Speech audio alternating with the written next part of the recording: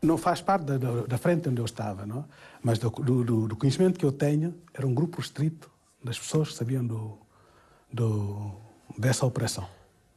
E que estava a ser coordenado pelos membros da segurança e das Forças Armadas, estava aí no coisa, não é? Mas que a coisa falhou depois.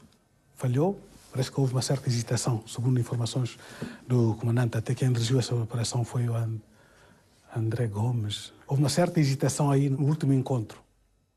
Parece não se saber exatamente quantos encontros os militares mantiveram com os guerrilheiros. Assinados por Ricardo Durão, chefe da repartição de operações do Quartel-General, os relatórios sobre os majores afirmam que eles sempre foram desarmados e que nem todos participaram nos mesmos encontros, ao contrário do que aconteceu no último. A ideia era que o general Espina devia ir a esse último encontro, que ele não apareceu. Mas, justamente, a ideia era a possibilidade de o apanhar. E ele também, de certo, com o seu instinto de militar, etc. Não foi ao encontro. Foi o Passos Ramos que teve uma grande influência sobre o nosso general para ele não ir. E disse-lhe, o meu general já deu o primeiro passo de confiança e de lhes mostrar a eles que estamos de boa fé, mas não deve arriscar. E se isto é ao contrário? E se isto não corre bem? E foi por isso que nós não fomos a segunda vez à mata. O objetivo era apanhar o Spínola. E, felizmente, ele não foi à última... infelizmente, ele não foi ao último encontro. Ou feliz ou infelizmente. Eu não sei o que é que se passa do lado de lá. Já ouvi várias versões. Mas uma das versões que me parece lógica é que o Comitê Central ficou, enfim, surpreendido, não é? E terá dado um grande aperto ao comandante do bigrupo que atuava no João Majaco. Como quem diz, então o que é isto? E ficaram à espera do regresso do general Spínola, que não foi. O caso dos majores, que teria sido o objeto de um editorial da Amílcar Cabral para a rádio, permanece envolto em contradições. Para o encontro que viria a ser o último, a ordem da direção do PAIGC era prender Spínola e os majores? Ou seria matar os majores, conforme a versão de um prisioneiro que foi interrogado pela DGS? Eu li todo esse relatório de interrogatório. E o que ele referia era que, efetivamente, a ordem tinha partido de Conacry, portanto, da direção do PGC, nesse contacto que vieram os três majores, se viesse o general Spínola, capturá-lo e levá-lo para Conacry. Caso não viessem, para matar os indivíduos que fossem esse contacto. Que foi o que, infelizmente, aconteceu. Nunca discutimos isso, de matar ou não matar. Quer dizer, os responsáveis que estavam nesses contactos tinham liberdade de ação. Os nossos homens naquela área não podiam correr o risco de ter prisioneiros, porque a área, como digo, é bastante difícil, bastante longe das fronteiras, e a ausência do general que devia estar presente nessa operação criou uma situação tal que eles não viram outra solução senão, de facto, receber acontecer o que acabou por acontecer com os majores que foram mortos naquela operação. O que lhes interessava, aliás, ao próprio Cabral, o que lhe interessava era que fossem feitos prisioneiros. Mas houve esse desfecho, são destas coisas. Na guerra não se pode prever nem controlar.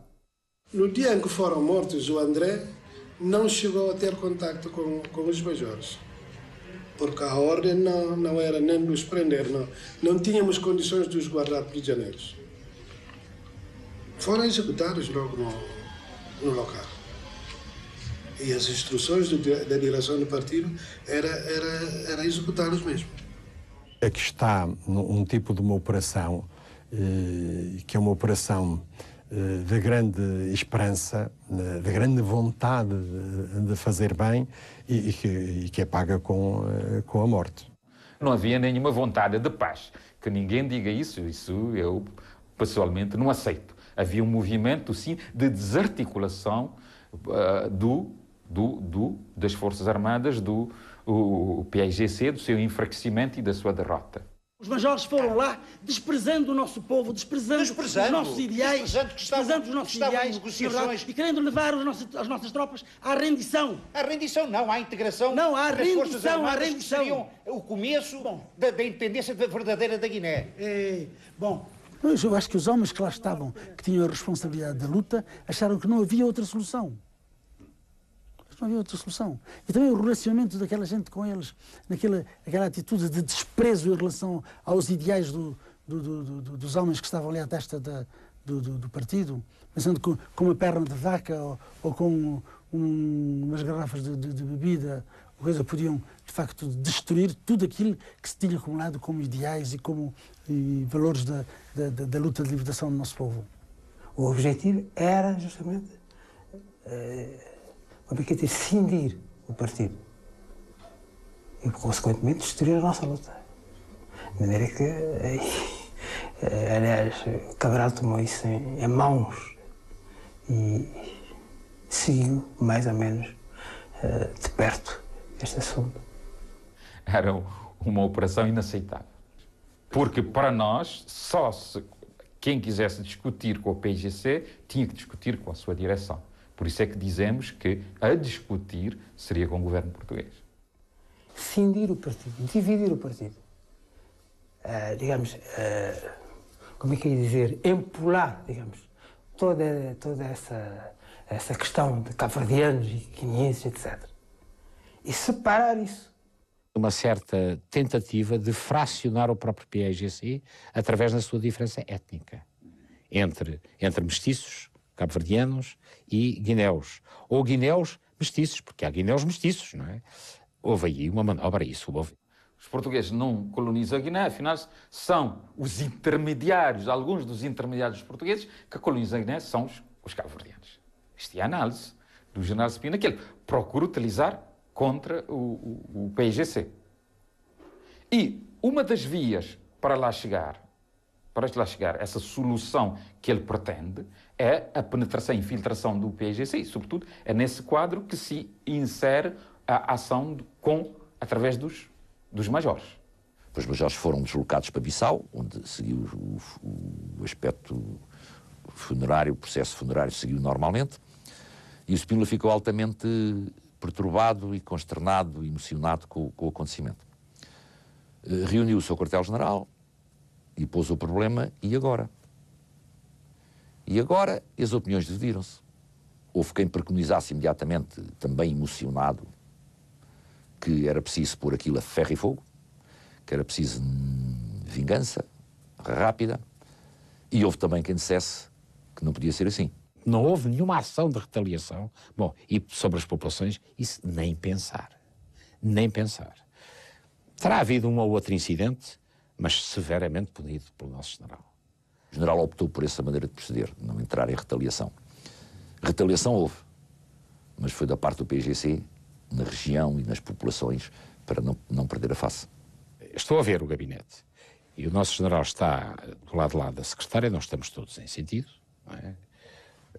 Olhar para ele, e recordo-me perfeitamente dele ter dito: acabámos de sofrer uma perda enorme, mas os senhores oficiais não se esqueçam, quando daqui saírem, de que a política por uma Guiné melhor se mantém inalterável. Podem sair. Manteve-se, mas na verdade não voltaria a ser a mesma após o fracasso da Operação dos Majores, que fazia parte dela. Por uma Guiné melhor, a política de ação psicossocial de Spínola apoiava-se na exploração de clivagens entre guineenses e cabo-verdianos, que Amílcar Cabral envolvera numa luta comum. Primeiro objetivo, conquistar as populações para a causa portuguesa. Uma Guiné melhor e o chão é para os guineus. As duas frases. O chão é dos guineus.